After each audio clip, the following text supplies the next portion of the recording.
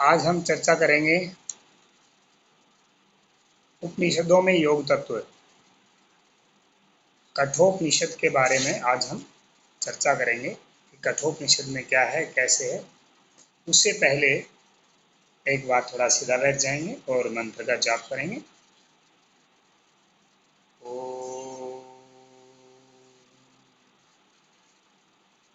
भूर्भुवः स्वः तत्सवितुर्वरेण्यं भर्गो देवस्य धीमहि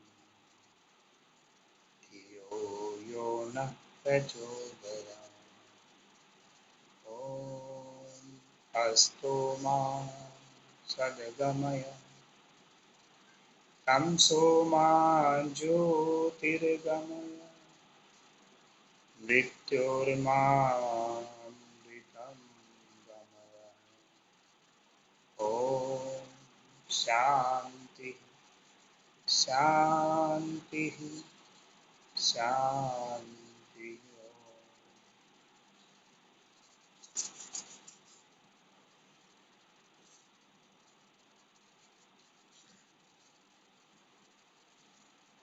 कठोपनिषद के बारे में चर्चा करते हैं। इस उपनिषद की जो गणना है वो प्राचीन तथा प्रमाणिक उपनिषदों के अंतर्गत आती है। इस उपनिषद को हमारे ऋषि मुनि प्रमाणिक उपनिषदों में मानते हैं और ये बहुत प्राचीन भी है। और ये जो उपनिषद है ये कृष्ण यजुर्वेद की कच्छ शाखा से लिया गया है और कच्छ शाखा से संबंध होने के कारण संभवतया इसका नाम कठोपनिषद पड़ गया है या कठोपनिषद के नाम से हम इसको जानते हैं। कि इस उपनिषद के अंदर 2 अध्याय हैं और प्रत्येक अध्याय में 3 वल्लियां हैं।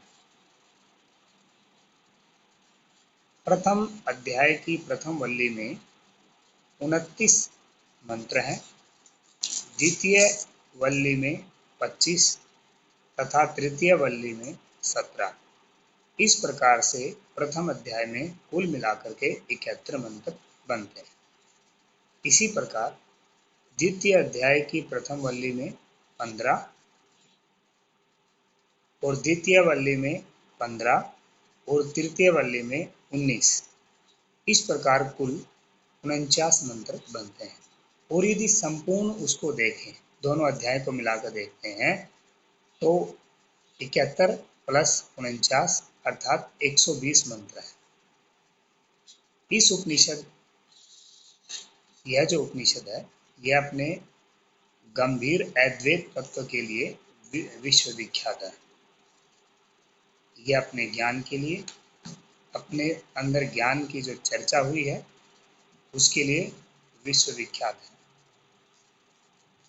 तैत्तिरीय आरण्यक को सांकेतिक तथा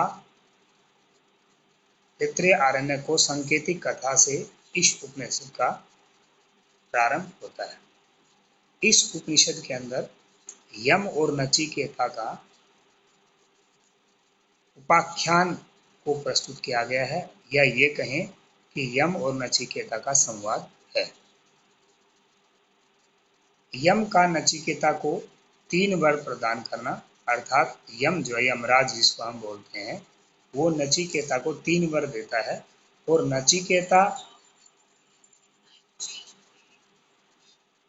नचिकेता द्वारा बालक होते हुए भी उन तीनों वरों को अत्यधिक बुद्धिपूर्वक उनका प्रयोग गंभीर विषयों के लिए किया जाता है।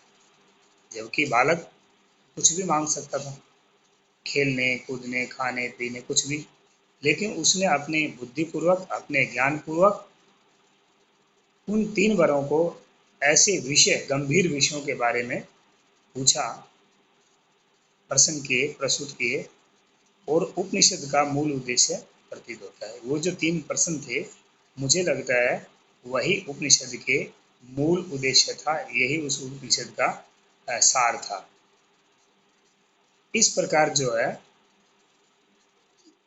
इस उपनिषद के अंदर परमात्मा की सर्वव्यापकता, संसार रूपी अस्वस्थता, योग साधना, परमात्मा के प्रति विश्वास तथा मोक्ष इत्यादि का रोचक शैली के द्वारा वर्णन प्राप्त होता है। अंत में ब्रह्म विद्या के प्रभाव से नचिकेता को ब्रह्म प्राप्ति का वर्णन इसमें प्राप्त होता है। इस उपनिषद में ब्रह्म विद्या के प्रभाव से नचिकेता को ब्रह्म प्राप्ति का वर्णन मिलता है। इस उपनिषद में अग्नि विद्या तथा आध्यात्म के गूढ़ तत्वों की विवेचना की गई है। नचिकेता द्वारा यमराज से पूछे गए गूढ़ तत्व विषयक प्रश्न तथा यम द्वारा उनका संतोषजनक तथा प्रभावपूर्ण जो समाधान किया गया है, उसकी जो प्रस्तुति है वो बहुत कुशल और अच्छे ढंग से की गई है।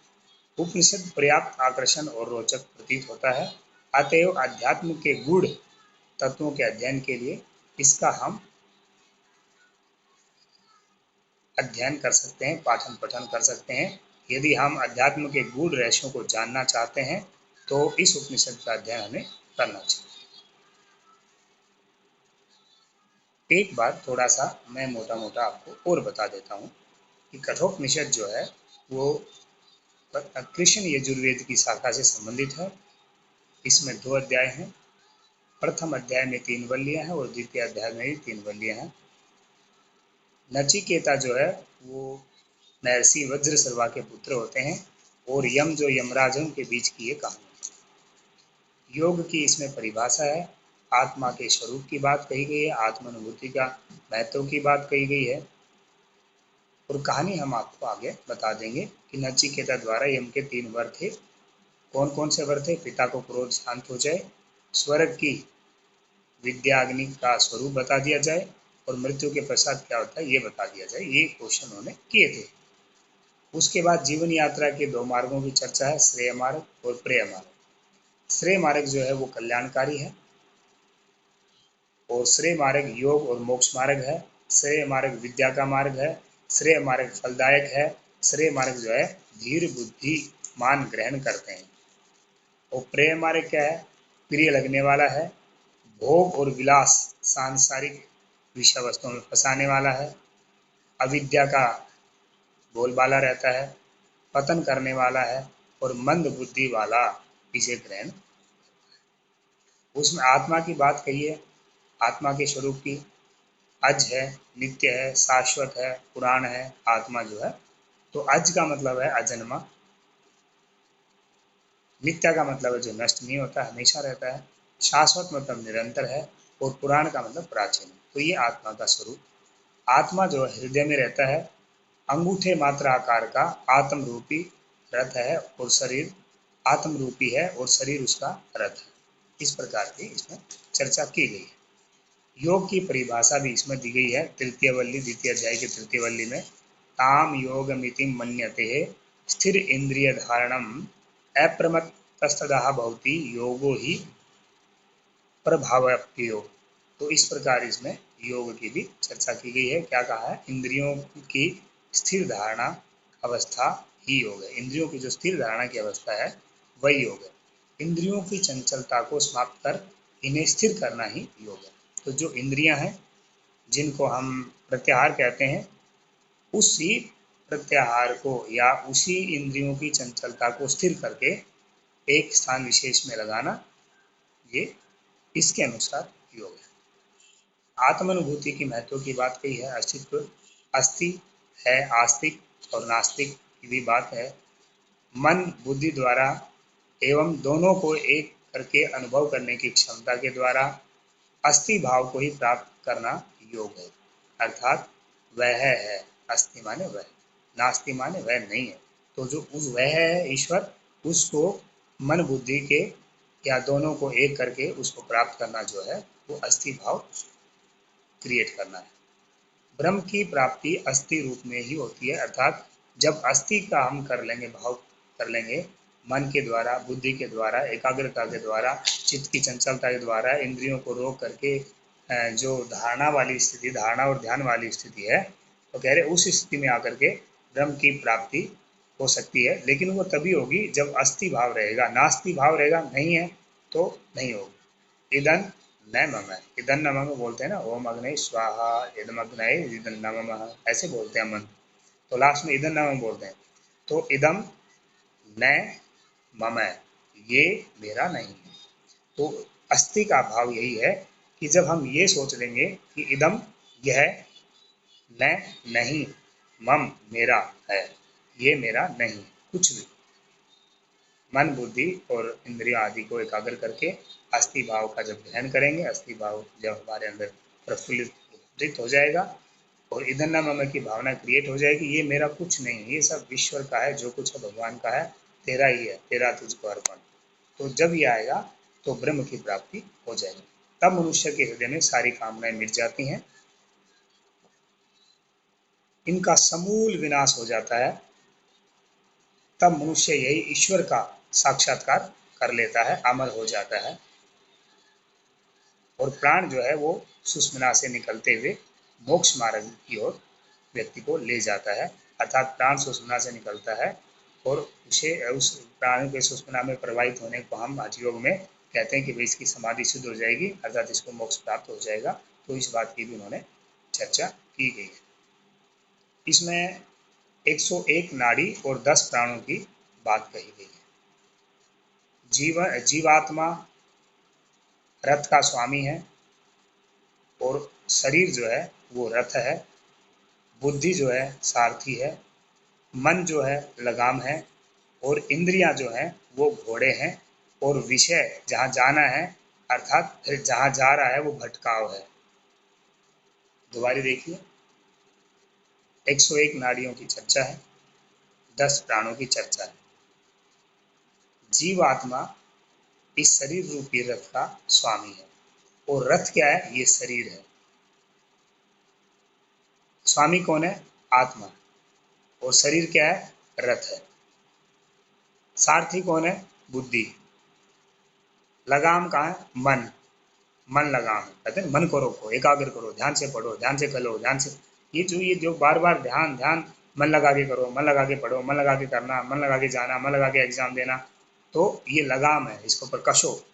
इसलिए तो कहा ना, मन एवं मनुष्य नाम कारण बंध मोक्ष, कि मन ही कारण है बंधन में डालने का और बंधन से ऊपर करने का, अर्थात बंधन से मुक्त करने का।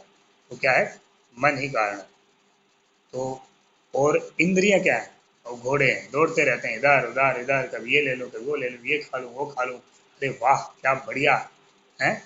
किसी का मोमोज, किसी की चौमिन, किसी के गोलगप्पे, किसी की जलेबी, कोई रस मलाई, वाह स्वाद आ गया, अरे क्या बढ़िया सीनरी है। अरे मैं वहाँ देहरादून गया था, इतनी बढ़िया सीनरी थी ना, इतने पहाड़, इतने बढ़िया, इतनी बर्फ गिर रही थी, स्नोफॉल हो रहा था, मजा आ गया। तो आ ही रहा, कहीं भी ले लो मजा, तो हर जगह मिलता है। कान, आहा क्या संगीत, क्या मधुर संगीत, वाह ठंडी ठंडी हवा चल रही सुबह सुबह, स्पर्श। तो जो ये इंद्रियां हैं, ज्ञानेंद्रियां हैं, कर्मेंद्रियां हैं, ये घोड़े हैं, ये दौड़ते रहते हैं, दौड़ते रहते हैं, दौड़ते रहते हैं, धक धक धक धक चलता रहता है। तो इनको मन रूपी लगाम से कसना है, रोक, ब्रेक मारो। और ब्रेक कौन मारेगा? सारथी, बुद्धि मारेगी। और रथी अंदर बैठा हुआ तमाशा देख रहा है कि हो क्या रहा है, आत्मा चुपचाप बैठा हुआ। और क्या होता, क्या है? भटकाव होता है, वास्तविकता से भटकाव होता है, असत्य की ओर जाते हैं, सत्य की ओर नहीं जाते हैं, क्षणिक सुख को भोग करने की इच्छा रखते हैं, शाश्वत सुख की इच्छा नहीं होती, बस क्षणिक सुख मिल जाए, 2 मिनट खाएंगे, उसके बाद पूरा दिन पेट खराब, पेट में दर्द, पेट में मरोड़े, पेट में गैस, पड़ोस वाले कोई परेशानी। 2 मिनट के सुख के लिए, केवल दो दो क्षण का सुख था। और जो शाश्वत सुख है उससे भटकाव है, सांसारिक चीजों में भटकाव। तो ये इस उपनिषद की मेन मेन बातें थी, मैंने आपको जो बताई है। उसके बाद अब हम आप लोगों से चर्चा करेंगे कि यदि कोई नचिकेता और यम की कहानी जानता है और सुनाना चाहता है तो सुना दीजिए, तो आपका स्वागत है। जो भी बच्चा इस कहानी को किसी ने पढ़ा है या सुना। बताइए, कोई बात नहीं, बताइए।